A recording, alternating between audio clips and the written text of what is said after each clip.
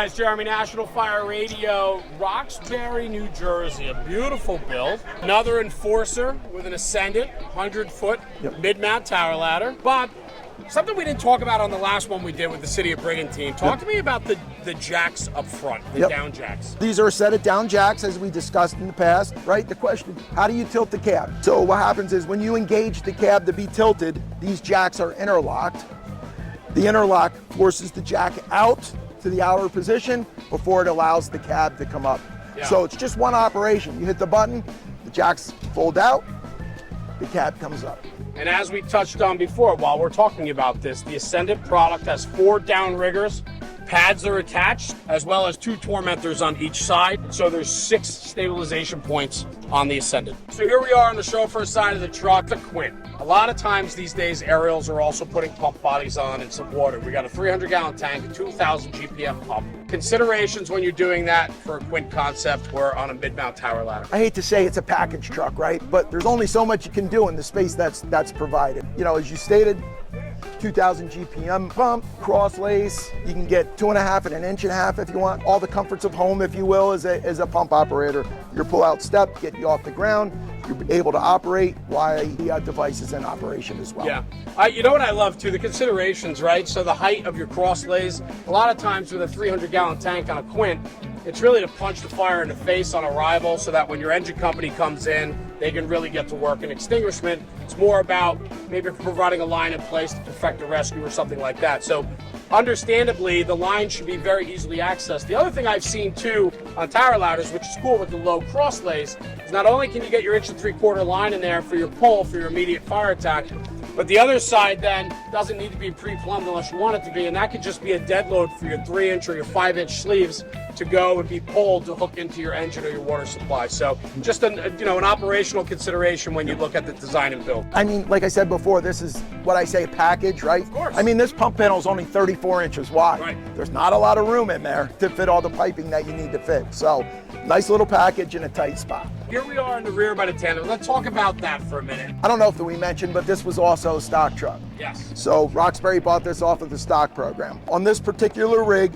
it's a TAC 4 rear with a T3 rear steer suspension. So what that means is this is an Oshkosh product. So Pierce is owned by Oshkosh, for those who don't know. And this rear axle actually helps steer the truck. For a truck driver, this is a tandem axle rig. You drive it like it's a truck. With this feature, you can kind of drive it like it's a pumper. It makes that big of a difference with that T3 on the back. Handling, turning, positioning. Absolutely, absolutely. All right, Bob, so here we're at the rear of Roxbury's mid-mount tower ladder. It's an Ascendant 100-foot, 5-section aerial. We're seeing a lot of times now these chamfered corners on the apparatus. Why? This design actually started, I believe, was an FDNY, you know, congestion, trying to get around straights, turns. This chamfered corner helps you in that. You don't have to worry about that squared off back end when you're doing the swing, and just gives you a little bit more flexibility, if you will. And the fold-away tower ladder steps up, locks in, off we go. It's out of the way. Nice 45 on the corner. Let's walk around the rear. We have our controls here for the aerial, stabilizer control, and so on, like any aerial. And then we talk about the ladder tunnel, maximizing space. Storage for your extension ladders, roof ladders. Although they don't have it, there is an option to put a hydraulic generator in this location. Right. So since they don't have it, let's use it for some space. This has a stop on it that keeps your ladders from pulling out while you're driving down the road. Once you open it, the nomenclature's there to tell you what size ladder it is.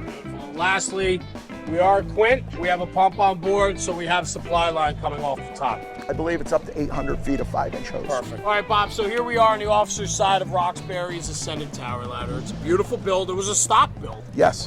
Which is an option available to the customer. Yes. Specs are what the specs are for the most part. You catch it in time, you might be able to paint it your home color. You might be able to add some options to it, trays and shelves and those types of things. But Pierce had a robust stock system with over 100 trucks on the stock list. But as people, takes longer and longer to get a truck, the stock units are flying off the shelf. So I think we might have around 25 to 30 now on the stock list. Well, I think the important part of that conversation is talk to your salespeople, talk to Fire and Safety Services, tell them what your needs are, tell them what you're looking for. They might be able to streamline the process with the long lead times now for most manufacturers out there.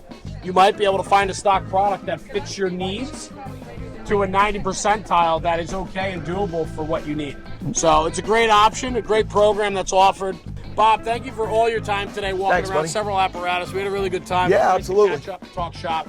Guys, for Bob Emery, the Director of Sales for Fire and Safety Services, I'm Jeremy, National Fire Radio.